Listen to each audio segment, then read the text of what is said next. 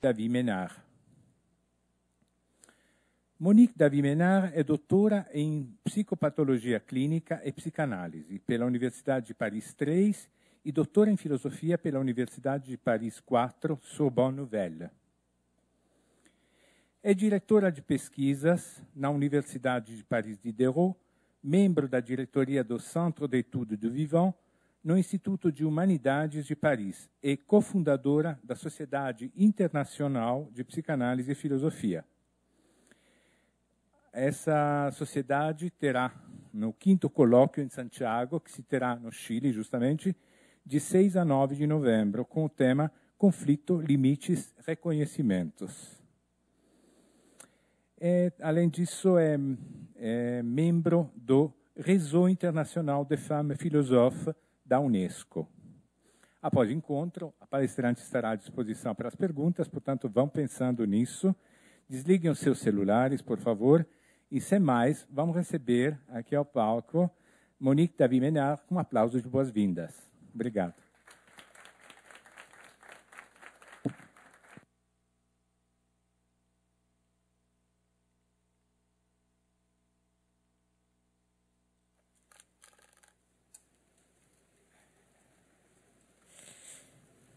Merci beaucoup. Je suis très heureuse d'être parmi vous dans ce lieu assez magique, à la fois intime et public. C'est un mélange très original. J'aurais dû dire... Deveria ter dito, pour commencer, para começar, que je souhaitais qu'on dise que j'étais aussi psychanalyste. eu gostaria que me tivessem dito que eu também sou psicanalista. Je me suis présentée Eu me dans le apresentei curriculum que je no vous ai currículo que eu envoyé enviei avec para a tous mes titres organização com todos os meus universitaires, títulos universitários, mais mas une grande partie uma grande de ma parte vie da minha vida consiste à être em ser psychanalyste psicanalista clinicienne. clínica. Et membre d'une des écoles de psychanalyse de escolas de Paris, celle qui psicanálise de s'appelle Paris, Société de a Psychanalyse chamada Freudienne, Sociedade de Psicanálise bien qu'elle Freudiana, soit mesmo partie que ela lacanienne. seja em parte lacaniana. Alors, j'ai proposé Eu propus de vous parler ce soir falar para vocês hoje sobre sous un titre un peu de compliqué. título um pouco complicado, a sexualidade, gênero e contingência, eu acredito. Acho que foi esse o tema. É um pouco ligado à publicação do meu último livro, que se chama Elogio dos Azares na Vida Sexual. Eu gostaria, com esse título de conferência, fazer várias coisas ao mesmo tempo. Primeiramente, falar da contingência na cura psicanalítica.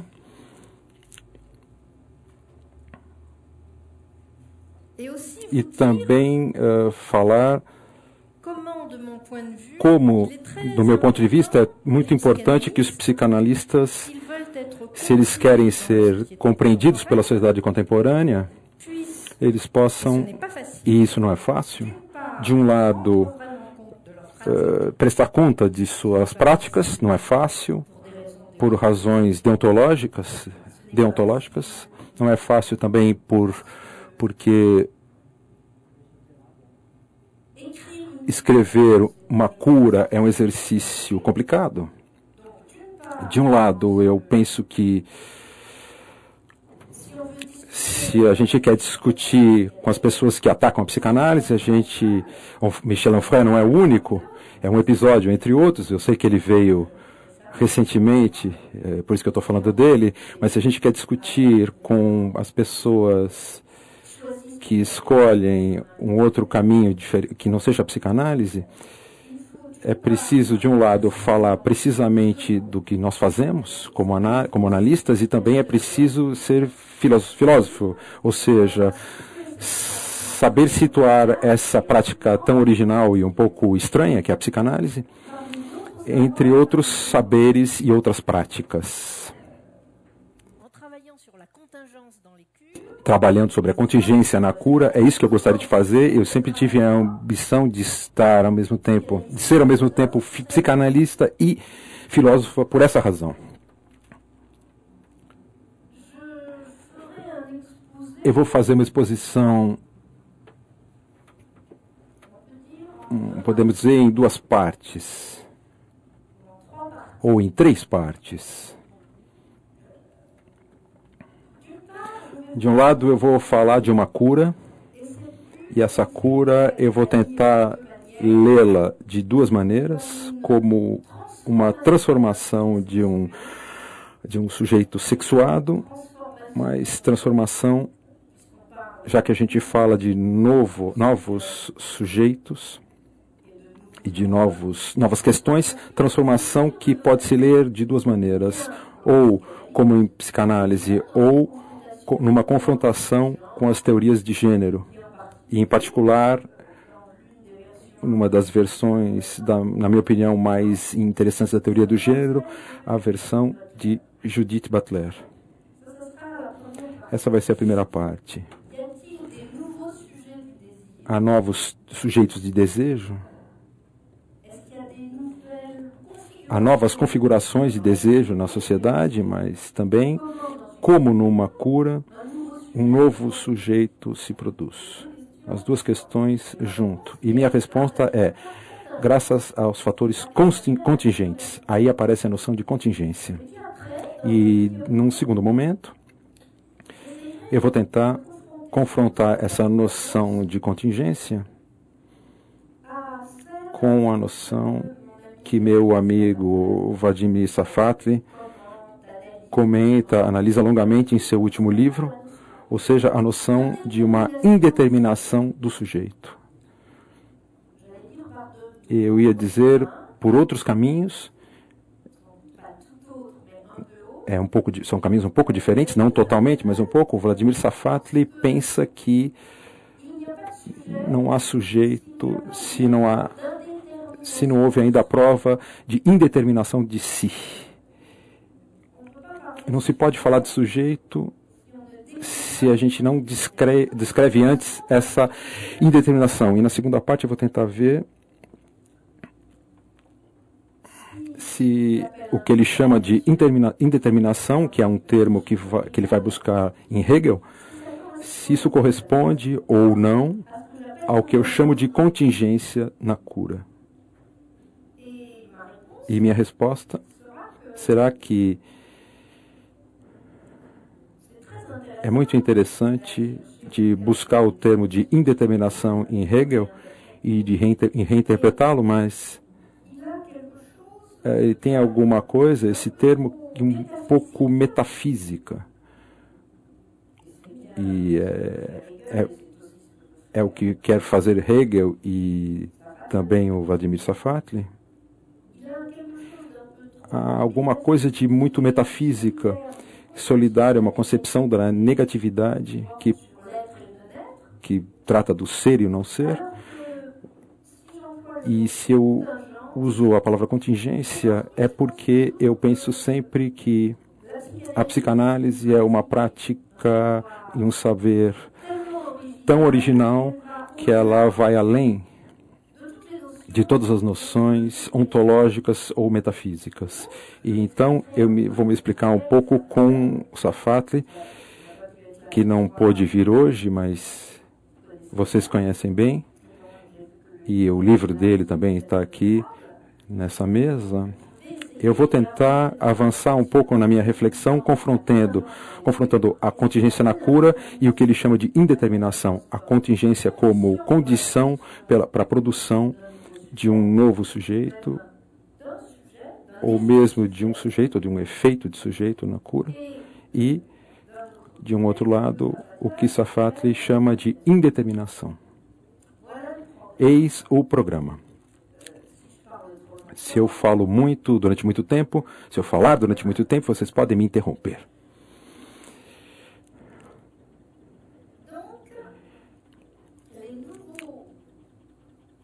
Os novos sujeitos do desejo, há novos sujeitos do desejo?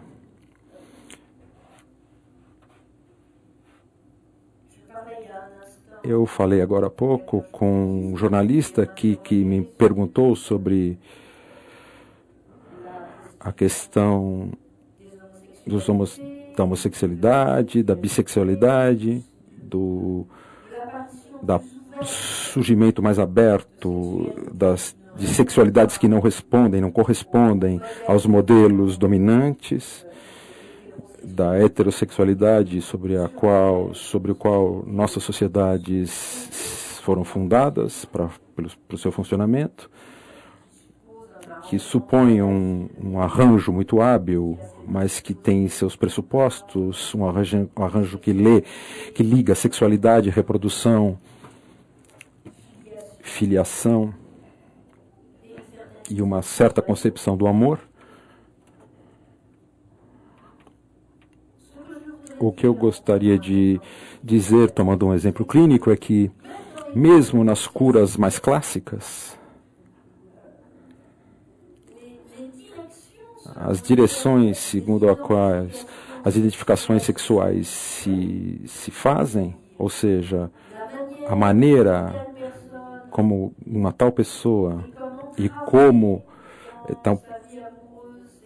está um pouco entravada na sua vida sexual e também na sua vida social,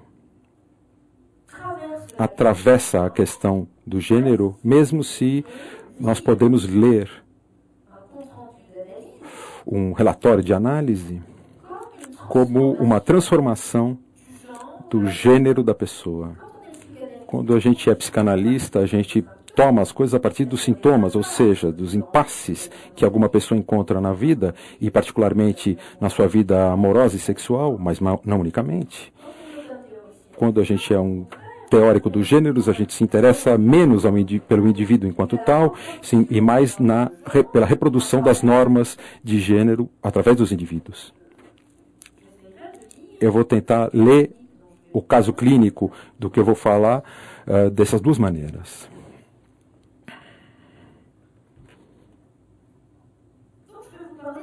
Eu vou falar de uma cura que a gente pode chamar de banal. Uma cura de uma mulher que veio me ver quando ela tinha 26 anos, que era uma mulher que a gente vê nas nossas sociedades com performances muito boas, que era brilhante nos exames, no vestibular, nas provas, que tinha uma profissão, uma carreira que ela prezava muito, uma mulher muito bonita, muito elegante. Em francês a gente diz limpa, um pouco perfeita demais. Não tem nada que sobra nem que falta. Uma espécie de modelo caricatural da parisiense elegante, se vocês me permitem. Ela veio me ver na época porque ela estava com um problema que se repetia na vida dela.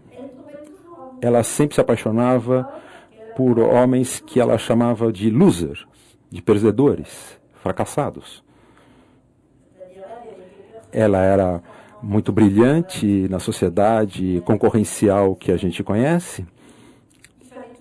Ela era sempre a melhor em todos os campos, ela era muito exigente consigo mesma, ela se criticava o tempo todo, mas unicamente para ser melhor, para se aperfeiçoar. Mas ela se apaixonava desses personagens que não estavam muito bem situados na sociedade como ela, geralmente um pouco meio artistas. E quando ela veio me ver, ela estava muito infeliz com um homem, com ela tinha uma relação muito forte, muito intensa, e que abriu muitas coisas que ela não conhecia, como o teatro de rua, que para ela, que cresceu no interior da França, numa família muito convencional, ela dizia que essa família detestava a família, que eles eram mesquinhos, ridículos, conformistas, etc. Ela se apaixonou por um loser. E, ao mesmo tempo que a caracterizava também... e esse loser, além disso, tinha relações com outras mulheres e ela sofria muito com isso. Eu acredito que isso que a levou a fazer uma análise foi a ocasião que ela encontrou. Isso já vinha de longe, era uma clivagem antiga com períodos de violência terrível e um conflito interno não menos terrível, mas a ocasião era que ela queria romper com ele, mas não conseguia fazer. Não queria romper porque ele fazia ela sofrer, mas ela não conseguia romper com ele. O que caracteriza o começo da cura também é que eu logo fui sensível a uma grande violência. Na história dela teve um primeiro episódio de ruptura amorosa muito interessante, ou seja, na cidade do interior onde ela morava, ela rompeu o seu noivado 8 dias antes do casamento. Você pode imaginar, uma cidade pequena, família tradicional, enfim. Então, era uma mulher muito violenta. Mas uma violência que ao mesmo tempo ultrapassava essa pessoa. Mas ao mesmo tempo ela tinha uma capacidade de decidir as coisas muito violentamente, mas enfim. E justamente ela rompeu o seu noivado, porque ela tinha conhecido esse cara que fazia teatro de rua e que na época fazia ela sofrer, enganava ela, e por isso que ela tinha absoluta necessidade de mudar alguma coisa na vida dela. Então, essa cura aconteceu em 2 períodos. Primeiramente, 4, 5 anos, depois uma interrupção de 5 anos e depois uma retomada na análise. Efetivamente, na primeira parte da análise, o que prevaleceu foi um contraste nela entre seu aspecto de elegância e beleza perfeita e, em seus sonhos, uma enorme violência com toda uma problemática que a gente chama na análise de anais do gênero. O primeiro sonho dela, que ela falou na análise, é o seguinte sonho. Ela colocava a sua mãe dentro da privada, ela pegava uma vassoura para apertar o corpo da mãe antes de puxar a descarga. Desse sonho, o que escapou a ela desse sonho, ela não podia falar nada sobre esse sonho. Em um outro sonho, ela estava num enorme hotel com um homem, um amigo. Ela colocava a sua bagagem no lobby e depois saía para jantar com esse homem. Assim como no começo da análise, os pacientes fazem sonhos, têm sonhos que os espanta e eles não podem comentar esses sonhos. Esse contraste entre sua limpeza e o amor pela sujeira me chocou, me chamou a atenção logo de cara. E é outra coisa que me impressionou e que, sem dúvida, tornou a análise possível, é que, apesar dessa violência, ela não me intimidava, eu não tinha medo dela. Tem pacientes que me dão medo. A gente não é um bom analista para todo mundo. Com ela, é como se eu logo percebi que era um estado provisório dela mesma. Não era verossímil esse modo de vida no qual ela não vivia nada de maneira agradável, já que, de qualquer forma, tudo era uma etapa para outra coisa. Salvo o fato que ela estava muito bem com um homem, mas que esse homem a enganava e ela não podia mais aguentar essa situação. E, além disso, na sua maneira de ser com esse homem, estava em contradição, tudo com que a fazia viver, todas as normas de gênero, como diria, ela reproduzia essas normas. Então, eu me dizia, isso é claro que é provisório. Havia outra coisa que me impressionou, é que ela era muito inteligente, essa mulher. Eu digo que ela era muito exigente com ela mesma e com os outros. Ela também odiava todo mundo, mas um ódio inverossímil. Todo mundo era concorrente dela. Os homens e as mulheres, ela se desconfiava o tempo todo deles. Ela vivia num mundo que era preciso desconfiar de todo mundo o tempo todo para ser a melhor, e uma carreira. Mas uma carreira transformada em objetivo absoluto. Mas o que era impressionante é que esse ódio era aberto. Aberta como a sua inteligência. Eu tenho vontade de dizer, eu me lembrava sempre, às vezes tem frases que a gente lê que ficam na memória da gente. Tem um texto de Freud no qual ele diz que o mais inconsciente é o ódio. O ódio e a culpabilidade. E o ódio dela, suas raízes desse ódio eram inconscientes, mas ela era aberta. Ela vivia aparentemente no ódio. Isso me parecia inverossímil. A única coisa que era menos artificial nessa primeira fase da análise era as lembranças que a ligavam com esse mal-estar com a mãe, o que é uma coisa muito banal.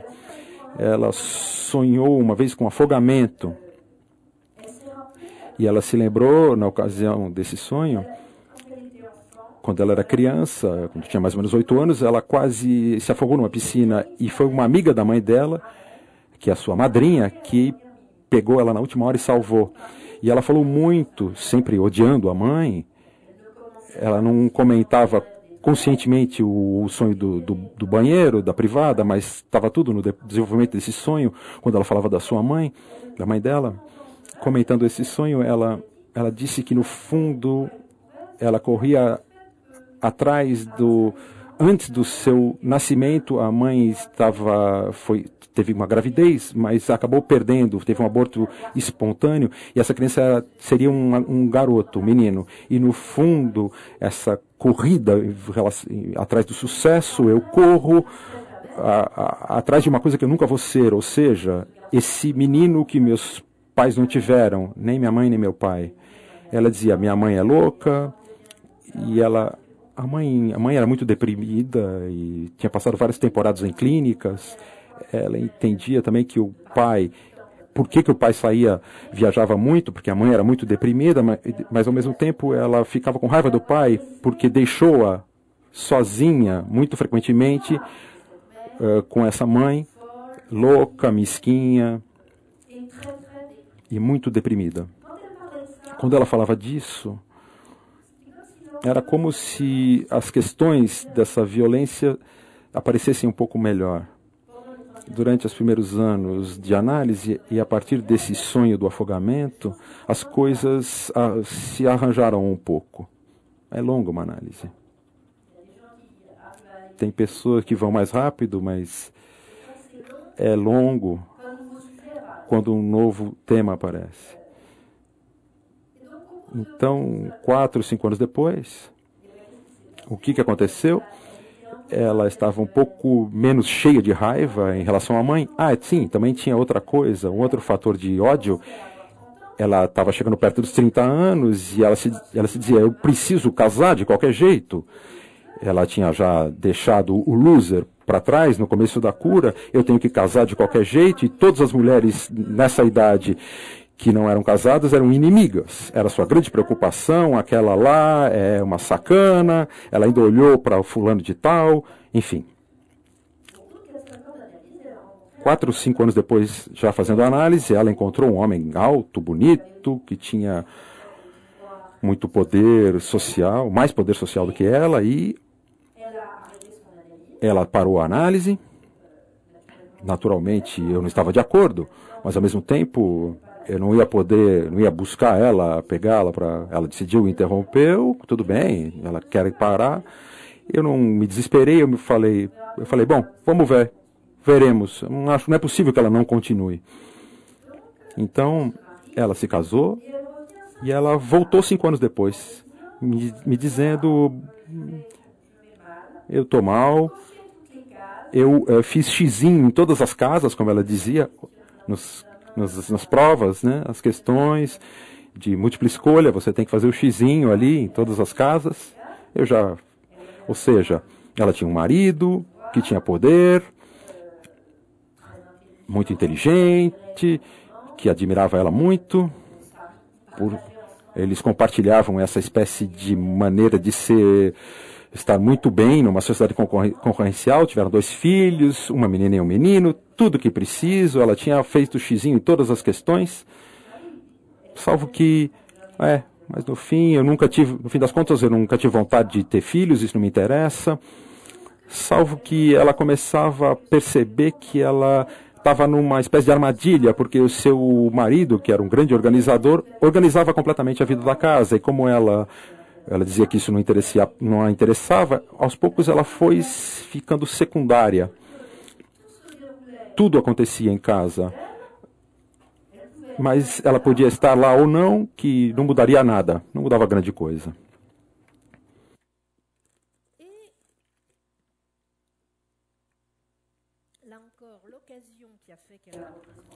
E aí, esse tédio que ela vivia, ela retomou a análise também por esse tédio que ela estava vivendo. E também se pode dizer que ela era engenheira, fez estudo de engenharia, de engenheiro químico. Ela trabalhava numa empresa de química. Eu mudo um pouco a história, mas tentando manter a estrutura do caso, eu coloco categorias equivalentes. Bom, ela era química, engenheira química, seu trabalho não interessava muito, porque a única coisa que interessava mesmo era o sucesso. Ela só pensava no sucesso. E quando ela retomou a análise, porque ela estava meio entediada na vida dela, ela estava, então, nessa época, ficando apaixonada por um cara que trabalhava com ela, na mesma grande empresa de química, mas ele era um pouco ocupado do aspecto mais estético das coisas, ou seja, ele tinha que fazer a interface, um pouco como essa casa aqui, CPFL, ou seja, ele era encarregado de fazer a interface entre os produtos químicos e a pintura. Então ele tinha um papel de desenvolvimento da atividade cultural da indústria química, da empresa de química. E eles ficaram muito próximos, muito amigos, na base dessa competência técnica compartilhada, claro, mas sobretudo na base dessa fibra artística na qual ele era muito bom e ela sempre dizia que ela nunca tinha que ter feito estudos de científicos, ela era muito boa em literatura, etc. Também esqueci de dizer uma coisa, a única coisa que deixava ela mais calma era que ela fazia períodos de retiro religioso. E ela tinha muito medo, isso é importante, que a análise desfizesse um pouco essa religião, esse misticismo que ela cultivava.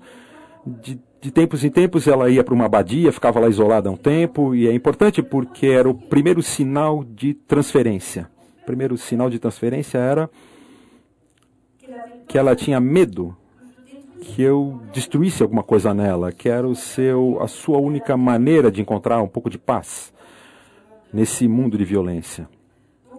Então, quando ela veio,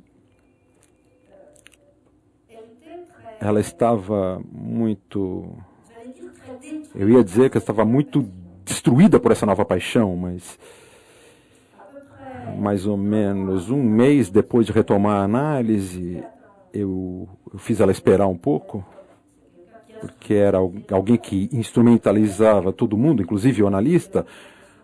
Depois que ela, a partir do momento que ela não achava que não tinha mais importância, eu não tinha mais importância para ela, me largou, me jogou fora, não no banheiro, mas quase. Eu fiz ela esperar um pouco, não tinha muito lugar, não tinha vaga, então ela esperou um pouco e aí 7, 8 meses depois ela veio e ela tinha sonhado que ela subia uma montanha, escalava uma montanha sem poder beber água, mas que ela aguentava o tranco.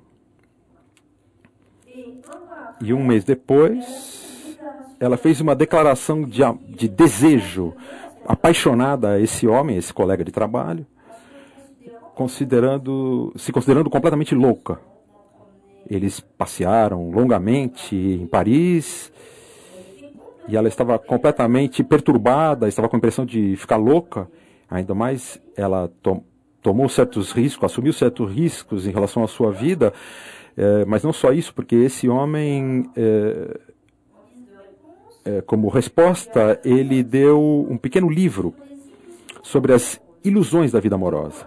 certamente um belo livro de arte, já que ele era não apenas químico, mas também muito versado em assuntos de pintura.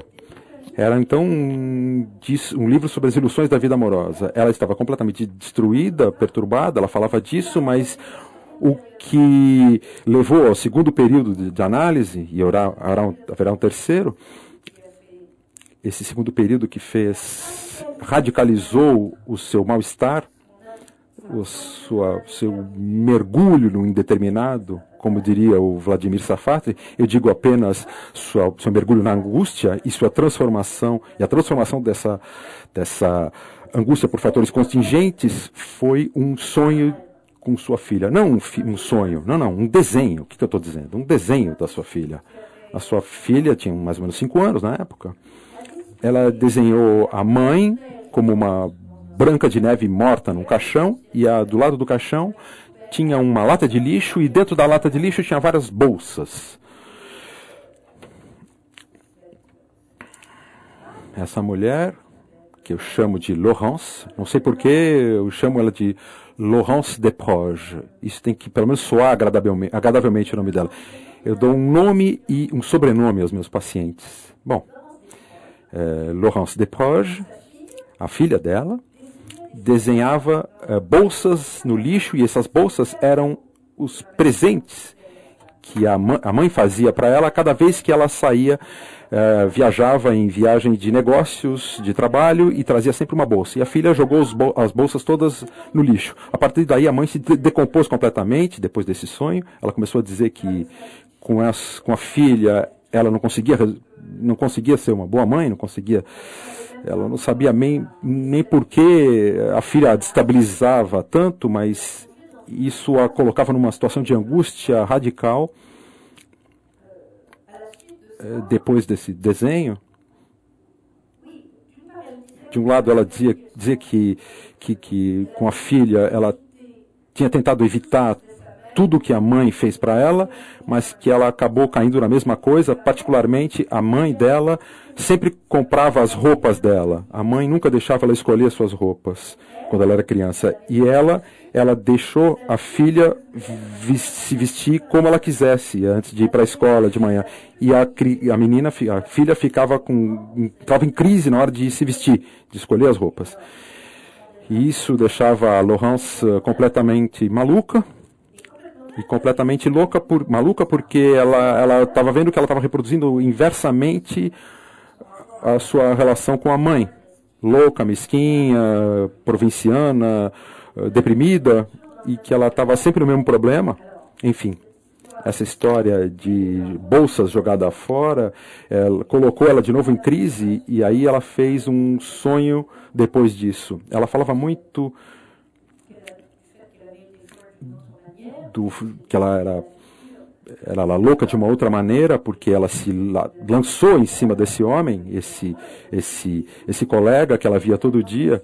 Não era muito fácil, como a gente de hoje, não era muito fácil administrar essa situação com um colega de trabalho. E ela sonhou, depois do desenho da filha, que ela era uma Vênus que saía da água, né, da concha, e que ela via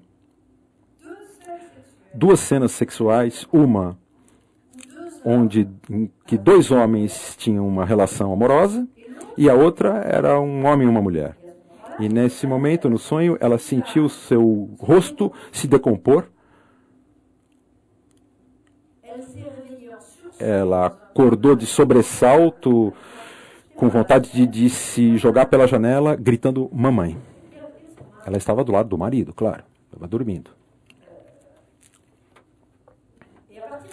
E a partir desse momento, ela fez sonhos angustiantes, terríveis sonhos, nos quais ela dizia que era absolutamente necessário que, depois desses sonhos, ela me dizia que eu, analista, tinha que dar o endereço de um psiquiatra para ela, porque ela estava muito mal, e ela lembrou várias vezes que o marido dela, esse homem poderoso, etc., dizia: essa cura aí com a sua psicanalista está mal dirigida.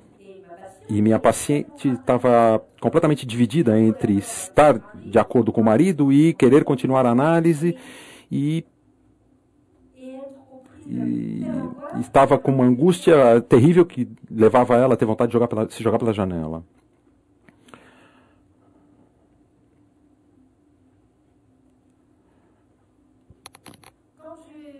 Quando eu, enfim, em torno dessa ideia de dar o dinheiro o endereço do psiquiatra, senão eu vou ficar louco e vou me matar,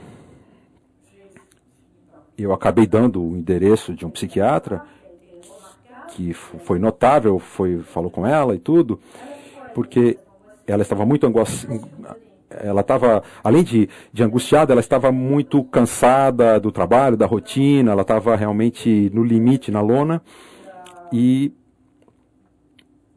estava muito estressada. E o psiquiatra disse para ela, bom, os medicamentos que eu posso te dar são antidepressivos, vai fazer assim, assado com você, vai ter tais e tais e tais efeitos, você vai poder dormir, vai poder levantar de manhã, pense nesse assunto, pense nesses medicamentos, eu posso receitar isso para você, pense nisso, e a gente decide na próxima consulta. Ele então temporizou e recebeu ela muito bem ao mesmo tempo. Ela tomou um antidepressivo durante um certo tempo e depois ela acabou, sob controle médico, acabou deixando o medicamento de lado, rapidamente. Ela teve a paciência e a inteligência de suportar, no fundo, essa crise, durante a qual o trabalho do analista consistia em permitir que ela analisasse que ela ia jogar na cara desse homem. Bom, se não funcionar, não funciona, mas o importante numa análise é saber o que a gente risca de si mesmo numa paixão e que é algo inconsciente. O que dela mesmo estava sendo colocado em prática. Teve um período de mais ou menos 1 ano em que ela saiu dessa depressão aos poucos, mas ela saiu disso na transferência da seguinte maneira. Eu disse que ela me tratava mais ou menos como um merda, a mim, mas as coisas acabaram se transformando no sentido que eu me tornei uma figura ameaçadora. Nos seus sonhos do período angustiante, eu era uma figura de morte que queria matá-la. Simplesmente ela não ouvia, não percebia a relação entre isso e a prestação de contas da filha dela. E durante esse período eu me lembrava, é engraçado isso, quando ela me falou do sonho com a sua mãe na privada, que ela pegava a vassoura e enfiava o corpo da mãe pela privada antes mesmo de dar a descarga, eu me disse, não sei porquê, vassoura, e em francês, vassoura, quer dizer duas coisas. Quer dizer, ao mesmo tempo, eliminar alguma coisa, passar uma vassoura, né? Você dá uma vassourada, e também são as histórias de bruxas. São as bruxas que têm uma vassoura nos contos infantis. E isso ficou na minha cabeça, mesmo que nesse período de angústia, depois do caso com o psiquiatra e tal, no momento em que ela estava muito angustiada ainda, eu perguntei para ela estava deitada, como a Branca de Neve, no caixão, etc. Eu pedi para ela se sentar, e eu falei com ela sobre a figura maléfica que eu estava me tornando aos olhos dela, para ela, né? E eu lembrei ela do sonho, né? E a história da vassoura, da expressão.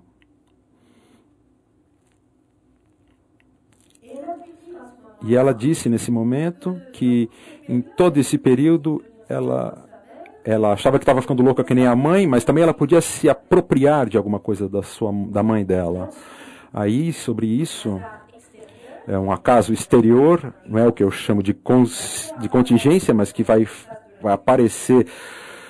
fazer aparecer os fatores contingentes na cura. O homem, que ela tinha feito uma declaração de desejo, de amor um pouco louca, um pouco maluca, ele volta atrás e diz que ele a espera, e que ele vai ser paciente, e que ele está lá e que ele a espera, etc. e tal. Nova prova, por isso que isso bagunçava a vida dela novamente, todo o trabalho de luto que ela tinha feito na cura, em que se tratava de que ela não negasse ela mesma, mas que ela pudesse aceitar um fracasso.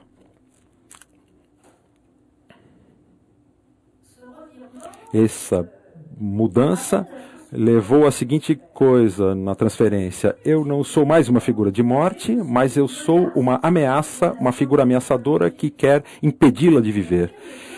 Ela então teve 2 sonhos. Ela sonhou primeiro que ela estava num apartamento, o primeiro apartamento que ela viveu com seu marido, e que tinha uma sacada, e essa sacada, dessa sacada, cai um vidrinho de perfume da sacada, e ela me acusa, ela me diz: esse vidrinho de perfume são o meu reencontro com os odores, e você quer que esse vidrinho se quebre em 1000 pedaços, você não gosta de mim, você não quer que eu mude de vida, enfim. Segundo sonho, na mesma noite, ela me diz: eu tenho uma criança azul nos braços. Uma criança azul em francês, não sei se em português é igual, mas é uma criança que tem uma doença no sangue e que não pode viver. Ele tem o sangue azul. Mas criança azul é uma expressão. E ela me disse: esse azul, o azul dessa criança é o mesmo azul daquele que eu vejo no quadro que tem na sala de espera do seu consultório. E essa criança, você não quer que essa criança viva. É como esse encontro que eu tive com esse homem, e você quer me impedir de continuar, de fundo nisso, e é uma criança que não deve viver. A partir desse momento, ela saiu da angústia. Em vez de eu ser uma figura de morte, é um pequeno delírio que ela teve. Porque, no fundo, a única coisa que me importa é que ela possa ser ela mesma na decisão que ela vai tomar. Pouco importa qual decisão vai ser como analista. A única coisa que eu me dizia era: será que ela vai aguentar? Se ela parte com esse outro homem, se ela rompe o casamento, ou se ela fica na sua vida atual, ela vai conseguir transformar essa vida para que ela tenha uma vida mais agradável. Agora que ela fez todo um trajeto já de análise. O que me interessa nessa cura é uma cura que funcionou bem. Depois de tudo isso, teve um dia que ela me disse, eu me espantei muito, ela me disse: eu nunca teria acreditado poder me sentir tão livre, tão livre. Bom, não sei o que acabou acontecendo, faz muito tempo, talvez isso tenha se degradado, mas o que é essa liberdade? O que aconteceu com essa mulher? O que aconteceu, em particular, nesses sonhos que ela teve, em que ela me acusava de tentar impedir de viver, mas ela fez isso criando um objeto no sonho. E criando um objeto, ela pega alguma coisa do meio espaço, que era uma matéria, que é uma transformação de toda a sua problemática da sujeira, alguma coisa de estética, alguma coisa de estético que ela gostava tanto com o seu novo companheiro, o Sperring Artis. Aliás, entre parênteses, do ponto de vista sexual, ela estava muito espantada, porque ela tinha muito mais prazer com esse homem, muito menos, com menos performance sexual do que o marido dela. O marido era um cara em que estava tudo organizado, inclusive gozo. E gozo fálico, enquanto que o outro, ele tinha alguma coisa de feminino, ela dizia. E ela não estava sempre com aquela performance fantástica. E justamente com esse homem, e no momento em que o gozo que ela descobria transformava completamente a problemática anal em alguma coisa estética, e foi com esse homem que ela escapava, que fugia ao modelo que ela tinha seguido até então. Era com ele que ela se sentia existir. O que me interessa aí, você vê que a gente pode ler isso em termos de indistinção de gêneros. O momento em que ela se reinventa, ela mesma se reinventa, é num registro de sexualidade que ignora a diferença entre homens e mulheres. Então, a um ponto de formação de si, em que a diferença homem e mulher não faz sentido. E aparentemente, para desamarrar os sintomas, para pegar os sintomas, isso se faz justamente em registros sexuais pré-genitais. Curiosamente, se reinventar como mulher era mudar todas as determinações de gênero e as relações disso com o seu gozo. O que mais me interessou é essa escolha de uma cor em um quadro que ela viu no meu consultório, ou seja, é isso que eu chamo de contingente. Poderia ser outra coisa, ela poderia ter pego no espaço do analista um outro detalhe, e um detalhe que aparentemente não tem nada a ver com a sua história, que é heterogêneo. Ela heterogêneo e no começo desprovido de significação, era uma cor não tem sentido. Salvo que numa metáfora, num sonho, criança azul, ela fez alguma coisa disso para ela. Ela foi buscar alguma coisa no outro e com isso ela se inventa uma espécie de renovação dela mesma. Uma espécie de... Ela faz aparecer um sujeito, um novo sujeito. No lugar de ser um sujeito meio emperrado, como ela estava no começo, mas num delírio. Posto que ela não pode arriscar isso ela mesma. Se ela dizia, você me impede de viver, você não quer que eu faça isso e tal e tal.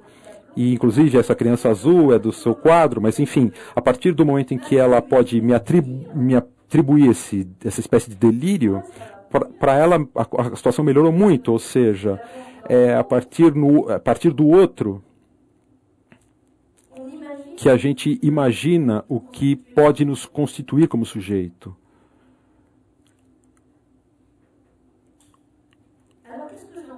O que eu tiro de tudo isso? Eu vou dizer rapidamente que são fatores contingentes, aparentemente sem importância. Não é nada, uma cor num quadro. Isso não quer dizer nada. Mas era um quadro bem carregado. Em relação à sua problemática com a sujeira, é um quadro que tinha ao menos, 7, 8 tipos de azul diferente. Não era realmente figurativo, mas um grande quadro, muito bonito, um pintor jovem.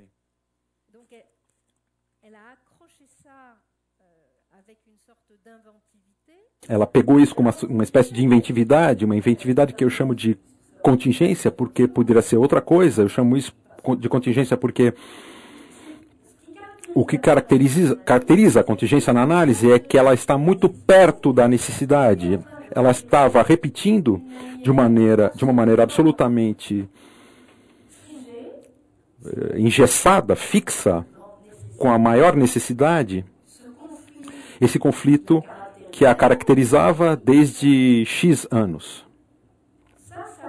Isso se move graças ao fato de que eu não tinha medo da violência dela, claro, e também graças à sua iniciativa de ir buscar um pequeno elemento que não valia nada. Também graças ao fato que nossas posições eram dissimétricas na contingência.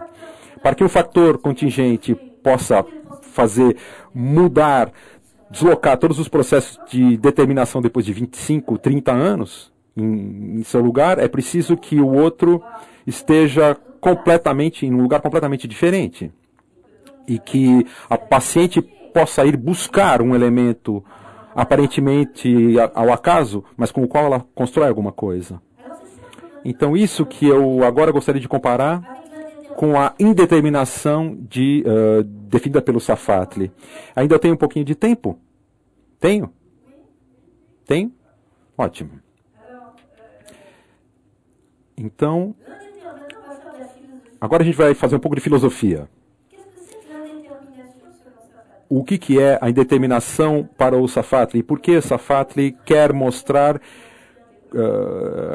contrariamente aos teóricos da Escola de Frankfurt, que não há sujeito de desejo e também sujeito social se não há instituições que permitam o sujeito de mergulhar na indeterminação. É isso que ele diz no seu último livro. É um pouco forte, um pouco cheio de café, mas é interessante. É que talvez ele seja muito otimista, mas um Estado bem constituído é um Estado que autoriza os sujeitos a mergulhar em situações nas quais eles não sabem mais onde são, quem eles são. Em Hegel, a situação típica disso é a dialética do mestre, do senhor e do escravo. Porque a dialética do senhor e do escravo, há um momento nessa dialética, e é esse momento que o Safatli retém. É engraçado que eu levante agora que eu vou falar de Hegel. Há um momento em que, efetivamente, Hegel diz que o escravo, que se tornou escravo porque ele teve medo da morte no combate com aquele que acabou sendo seu senhor porque ele não teve medo da morte, o escravo está forçado de trabalhar sob o poder do senhor no limite de suas forças, diz o Hegel. O limite de suas forças, o que quer dizer isso? Quer dizer que essa é a grande sutileza do pensamento hegeliano, efetivamente. Isso quer dizer que quando se instaura essa situação de dominação e de escravidão, a única prova do poder do senhor é forçar efetivamente o escravo a trabalhar quase que além do que ele pode fazer. É na dureza do trabalho e na maneira que o escravo sente as forças naturais que o afrontam para transformar a matéria dos objetos a trabalhar, está quase acima de suas forças, está nesse excesso que o senhor pode reconhecer o seu poder. O que é muito sutil em Hegel, e aí eu concordo com Safatli, é que todas as relações políticas, ou as relações entre sujeitos se representam em relações com coisas. No caso aqui, com a natureza. E aí está toda a filosofia do trabalho de Hegel, está ligada com isso. E sua filosofia do direito e das instituições também. Ou seja, é sempre em coisas materiais que as relações políticas se desenrolam. E a primeira vez que isso ficou tão claro foi na dialética do senhor e do escravo. Ou seja, nesse momento em que o senhor não seria senhor se ele não forçasse todo dia o escravo a afrontar o que ele pode duramente, com dificuldade, afrontar sem morrer, no limite dele. A frase de Hegel é: o escravo, sem se dissolver em si mesmo, tudo que ele contém de determinado. Safatli comenta, mergulhado no indeterminado. E somente a partir dessa experiência, e porque o escravo recupera uma consciência de si, porque ele dá forma aos materiais que ele trabalha, e que essa forma é uma forma humana, e que então, mesmo se ele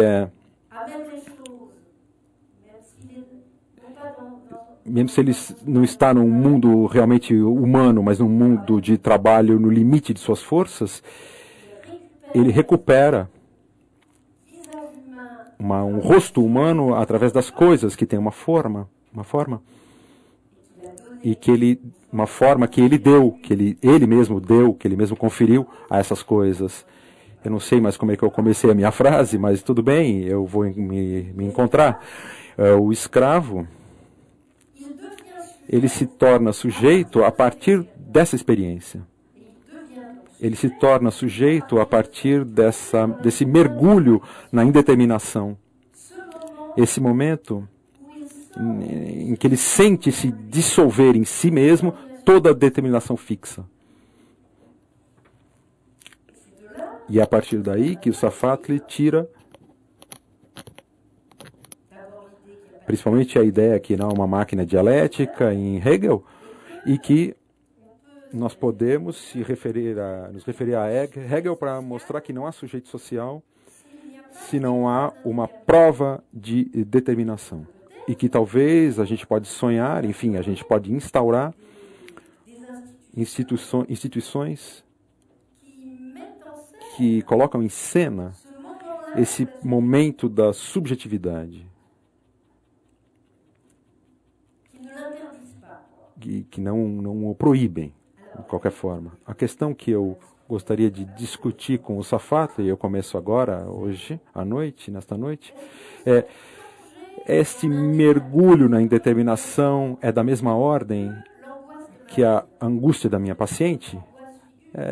A palavra angústia está em Hegel, mas se vocês lerem o livro de Safata, vocês vão ver que ele fala de Hegel, mas ele também fala de um Hegel que teria lido Freud e Lacan.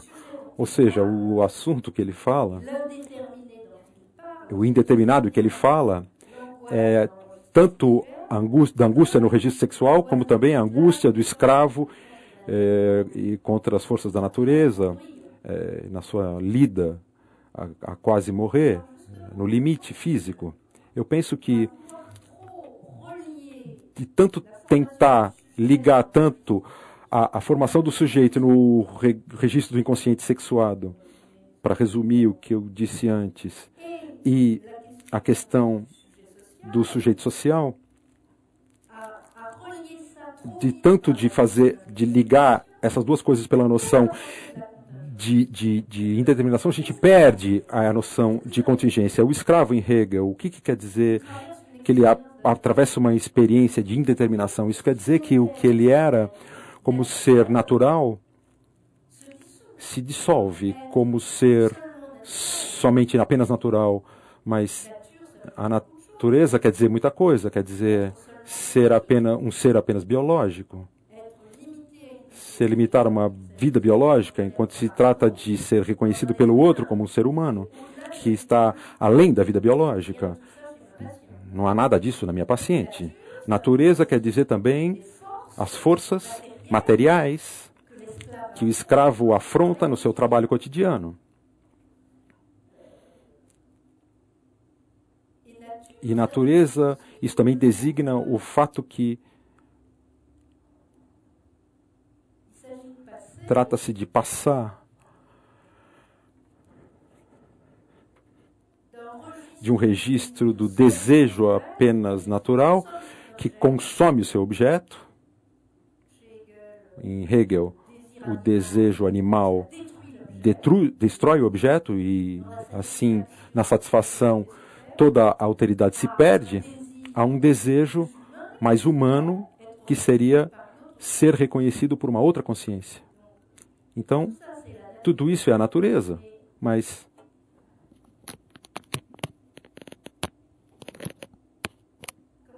como dizer? A experiência do escravo não é indeterminada em relação a esse enquadramento da natureza? Não se trata disso numa cura. Não se pode falar da indeterminação e da angústia nas curas psicanalíticas, porque justamente o escravo, sua indeterminação é que todo o contexto é abolido. Mas na minha paciente não há abolição do contexto. Ela está num certo contexto que ela quer transformar, porque ela não aguenta mais, mas tem um momento em que ela está completamente perdida, mas isso não quer dizer que ela esteja na natureza. Isso não quer dizer que sua angústia mais radical não tenha contornos. Mesmo quando ela tem vontade de jogar pela janela, ela sonha em que ela diz isso. É o sonho do vidrinho de perfume quebrado. Ela me disse que você queria quebrar o vidro, o sonho da criança azul. Isso dá contornos. Todo esse momento de angústia que se transforma o contexto. E não é uma questão de negatividade ontológica, mesmo se ela tem vontade de morrer. A morte na psicanálise é uma metáfora de um registro de angústia muito radical. Não é a morte biológica, como na problemática hegeliana. Por todas essas razões, e eu vou terminar por aqui, para que a gente possa conversar um pouco, por todas essas razões, eu defendo que a noção de fatores contingentes, transformando tudo que fecha na necessidade como condição de aparição de um novo sujeito, e não a noção de indeterminação, de mergulhar no nada, no não ser. E por isso que eu sempre quero dizer, e talvez eu não tenha razão de insistir nisso, o que eu quero sempre dizer é que a prática da psicanálise e o pensamento da psicanálise tem a ver com um fenômeno que não deve afogar em categorias já constituídas da filosofia, ou seja, é um outro domínio. É isso que me interessa nesse assunto como filósofo. Eu interesse de clínica também, que é de outra natureza, mas o que me interessa na prática da psicanálise é que a gente é obrigado a mudar de categoria de pensamento em relação a tudo que nos encaminha a uma tradição. E eu resumo essa mudança pela positividade dos fatores contingentes. Eis aí, eu termino por aqui. E eu espero suas questões, suas críticas e esclarecimentos, se eu não fui clara, etc, etc.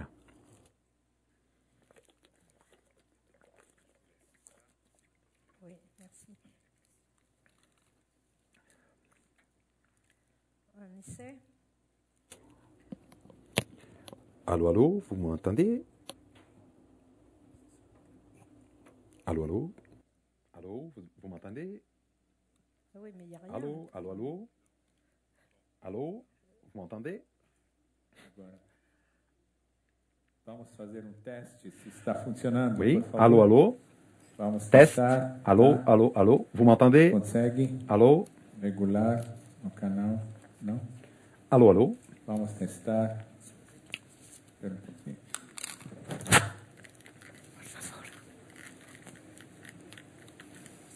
Alô, alô?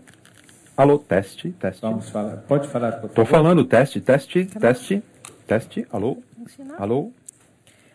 Obrigada. Ah, je Tá crois tudo bem? que ça marche. Ça marche? Vous m'entendez? Vous m'entendez? Si, si, je C'est vous bon, entends. parfait. Allons-y. Tá, ok? Ok. Então vamos passar agora para as perguntas, né? On Depois va desse- passer aux questions desse caso, du public après ces cas, digamos, de disons, consultório, de cabinet de psychanalyste, tantos sonhos, né? avec A gente beaucoup de tinha até rêves vontade de- qu'on a même l'envie J'ai déjà de... tout cassé.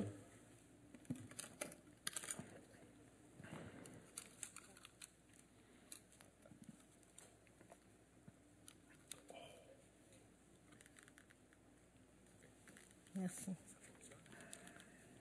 Tá funcionando? Ça va, ça marche? Oui, ça fonctionne. Parfait. Oui, je bouge plus. Non, tout va bien. Ça va, ça va. C'est parfait. Funciona? Ça fonctionne. Bom, nós teríamos vontade de, inclusive, de interpretar, né, de saber a chave de leitura de todos esses sonhos, né, que foram contados nesse caso psicanalítico. Então, passamos agora para as perguntas. Se vocês tiverem uma pergunta sobre o argumento de hoje, justamente gênero, sexualidade e contingência nas portas das transformações, os novos sujeitos nas portas das transformações. Então, levantem a mão, por favor, serão atendidos e aguardem só um segundo que a câmera chegue até vocês, porque está sendo tudo gravado, e lembramos também que na internet nós temos perguntas para serem respondidas. Então, vamos dar início às perguntas da plateia. Tem alguém que gostaria de iniciar? Fazer alguma pergunta? Alguma mão? Levantando? Tem? Pronto, na internet. Então, vamos passar para as perguntas.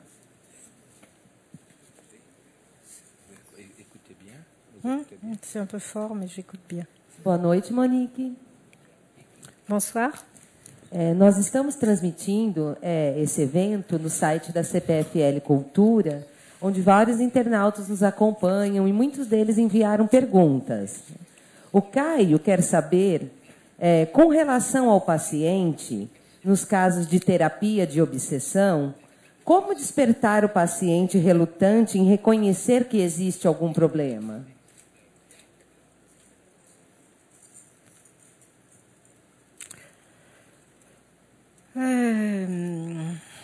C'est pas directement lié à... Não está diretamente ligado à Alvelecasca.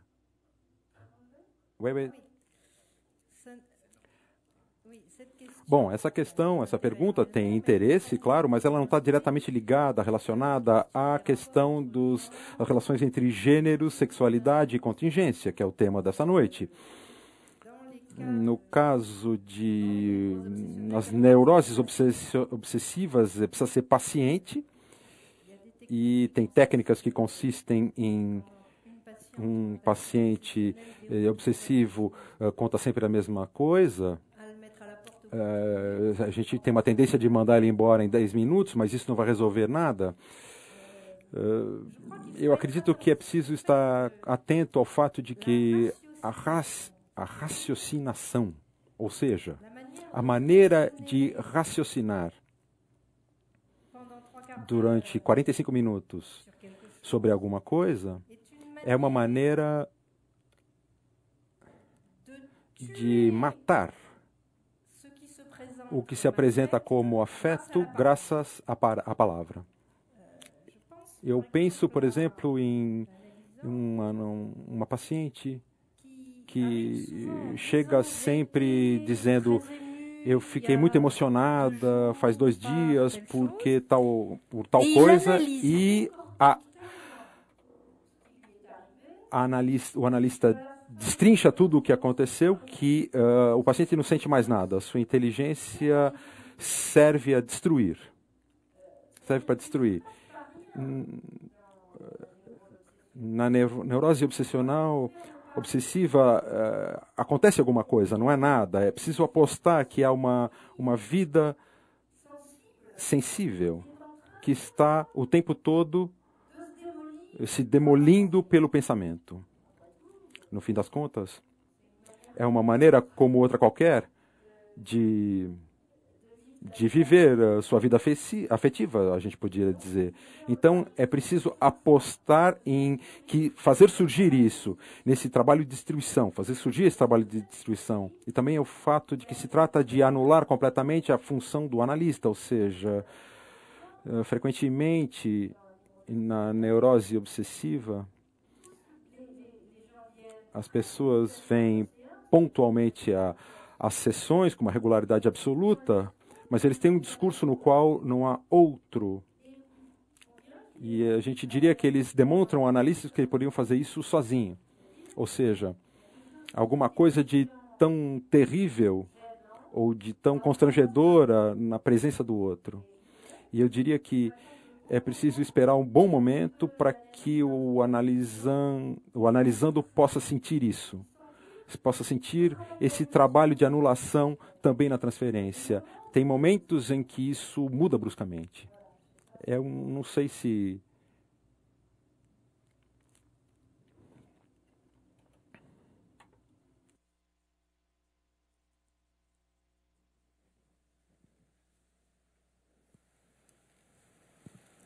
Meu nome é Valéria, não sou psicanalista, sou jornalista. Mas eu estou interessada na questão de gênero. E eu vi o seu relato e percebi que, em alguns momentos do tratamento com sua paciente, algumas figuras femininas da vida dela apareceram. A filha de 5 anos, a mãe. Você acha que fez diferença você ser uma mulher tratando-a nesse caso?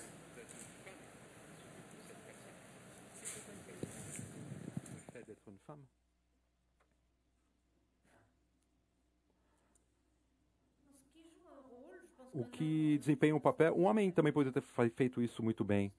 O que desempenha um papel é o que eu chamei de... A violência dela não me fez medo. Eu considerei a violência dela como uma espécie de sintoma provisório, não me intimidei com isso.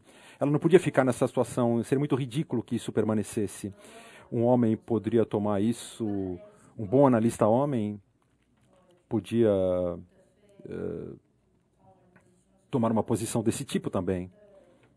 Eu não acredito que a questão do gênero na análise seja unicamente é um homem ou uma mulher que escuta. Eu acredito mesmo que isso esteja muito ligado a concepções de Édipo. Será que o analista está em posição maternal ou paternal a um momento decisivo na cura em que isso não é um problema? O único problema é que o analista esteja em um outro lugar de alteridade, que tudo que a pessoa que está no divã já tenha conhecido antes. E esse lugar de alteridade não é papai ou mamãe. É o que permite a minha paciente de ter esse sonho da criança azul é que no seio de sua angústia há uma possibilidade de escuta outra, além do que ela é, que se abre. É além do masculino e do feminino. Isso não quer dizer que a questão do gênero não seja importante. Eu trabalho muito nessa discussão com Judith Butler, justamente porque eu penso que o movimento gay e lésbico, nos seus melhores produções, colocou questões aos psicanalistas que os psicanalistas não tinham conseguido colocar eles mesmos no interior das curas. Por exemplo, durante muito tempo, na maior parte das sociedades de análise, nós se recusavam, né, analistas porque eles eram homossexuais, ou então havia analistas homossexuais em várias sociedades, mas isso não era dito.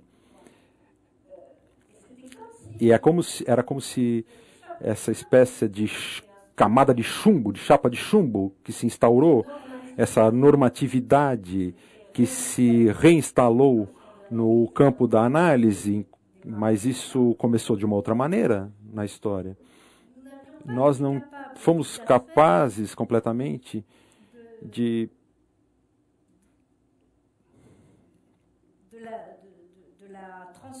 transformar essa questão nós mesmos.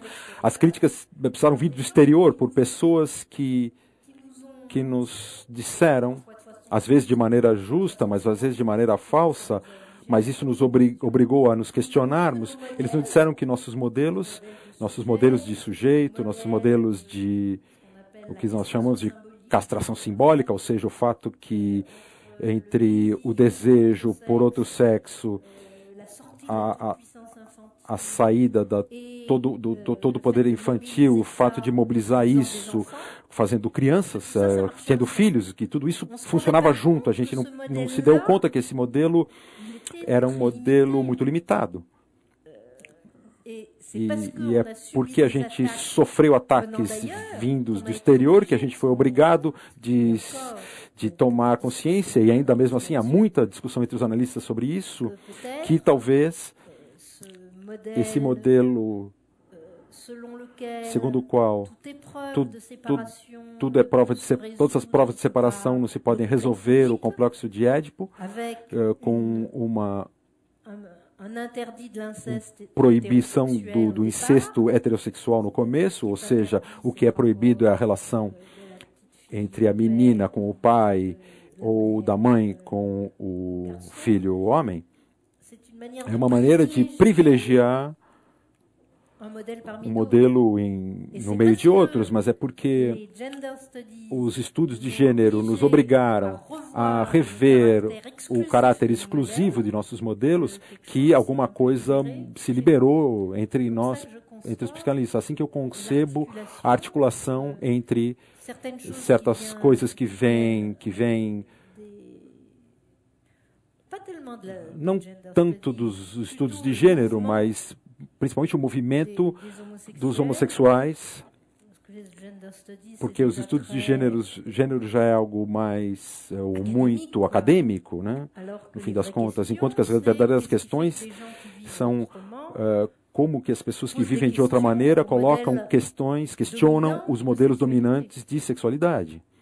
Essa é a verdadeira questão. Te satisfaz isso?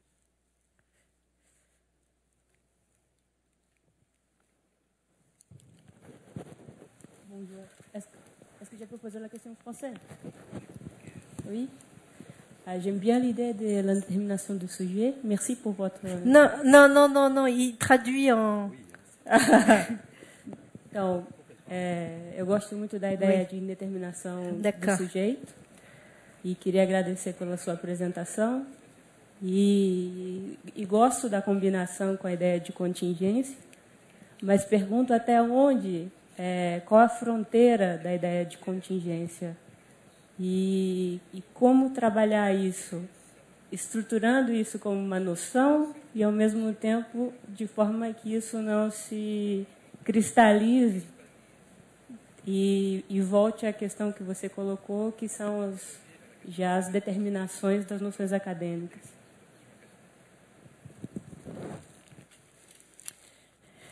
Merci. Muito obrigado. Sim, como todas as elaborações, isso pode ficar um pouco engessado, um pouco dura essa noção de contingência, um pouco sem molejo, sem flexibilidade. O que é importante nisso é a proximidade entre a determinação e a não determinação. Ou seja, é nos materiais do que é mais repetitivo, de maneira determinada, que a paciente invente uma outra coisa, indo buscar um fator exterior. Talvez que, se durante 3 anos eu repito muito a palavra contingência, isso vai se fechar um pouco. Mas de qualquer forma, nesse momento, porque habitualmente em toda a história do pensamento filosófico ocidental, o que a gente chama de contingente? Contingente, o que é irracional. Ou então, a liberdade quando ela escapa à determinação. Ou então, o futuro que é imprevisível. Toda uma teoria do futuro contingente em filósofos estoicos. Nesses casos, a noção de contingência é pensada como deficitária. E quase irracional. O que é contingente é o que não tem causa, o que acontece de repente. Ou então a gente adora isso, como Bergson, a liberdade supõe a contingência. Ou então, ao contrário, a gente diz a contingência é o contrário da racionalidade. E a gente se fecha nisso. Mas a positividade do contingente, como eu a concebo, não é a independência em relação ao determinado. E é por isso que a ideia de indeterminação absoluta à la Hegel, isso me deixa um pouco, me causa um pouco de problema, me perturba um pouco. É uma resposta. É alguma coisa que escapa. É alguma coisa que... Oui, parler brésilien. O que você está dizendo é que é algo dentro da repetição que escapa e que abre uma nova... Oui, exact. Interessante. Como solução, porque você não busca na falha.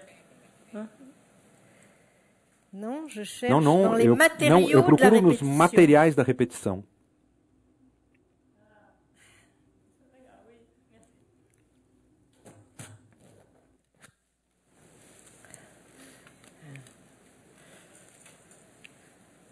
Vamos agora à questão do Bruno Alves Coelho.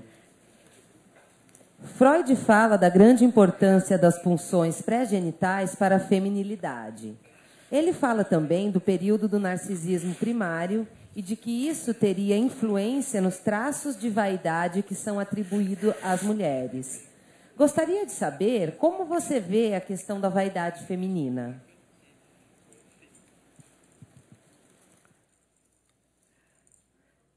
Question de la vanité féminine.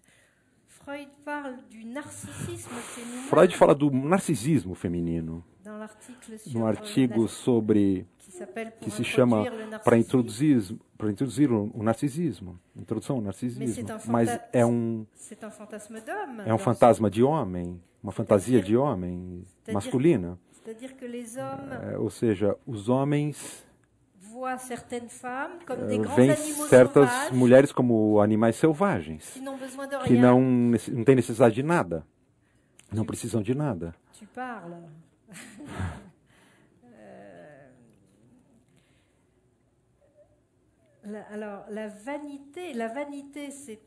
A vaidade é uma espécie de pretensão em relação a si mesmo.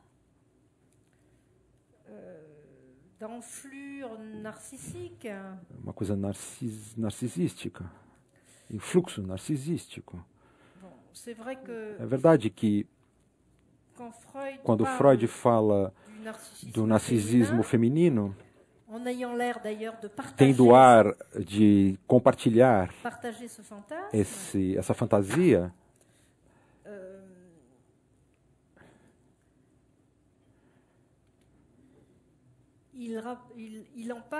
ele fala disso em função na proximidade e diferença em relação à parafrenia, ou seja, em relação à psicose. Não é nem pré-genital, é pré-psicótico.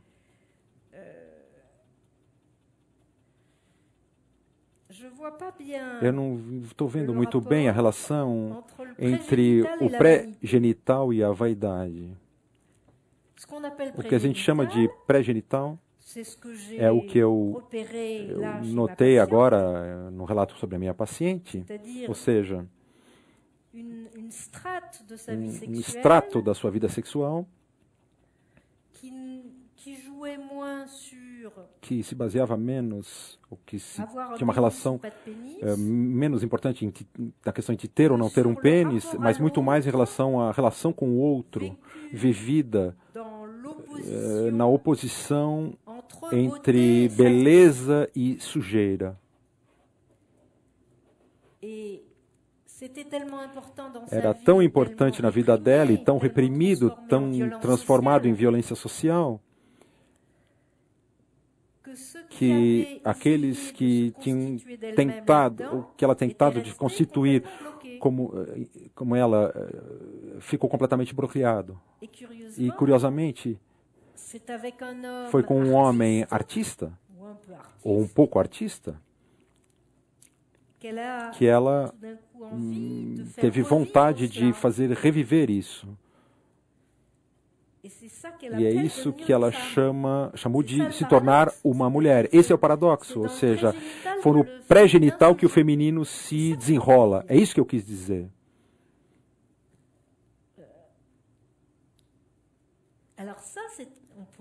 A gente poderia dizer que isso não é o indeterminado no senso de Hegel, mas é do indiferenciado, no sentido da diferença constituída entre homem e mulher. O que é curioso é que a formação de um sujeito passa por aí, passa por isso.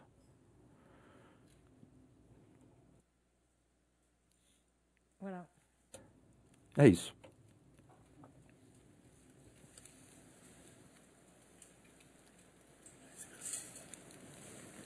Bem, agradecemos Monique Dalimenar por essa palestra, esclarecendo então essa questão do gênero, sexualidade e contingência, olhando para esses novos sujeitos às portas das transformações. Lembramos também para todos vocês que estão aqui que no mês de novembro nós teremos vários cafés filosóficos especiais.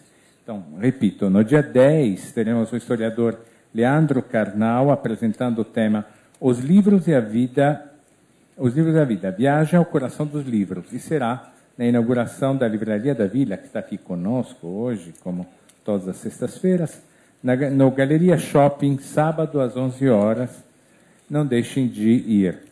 E aqui teremos Daniel Lins, no dia 23, e Flávio Gicovati e Renato Giannini Ribeiro, juntos, no dia 30, lançando o livro Nossa Sorte e Nosso Norte, Para Onde Vamos, com a sessão de autógrafos.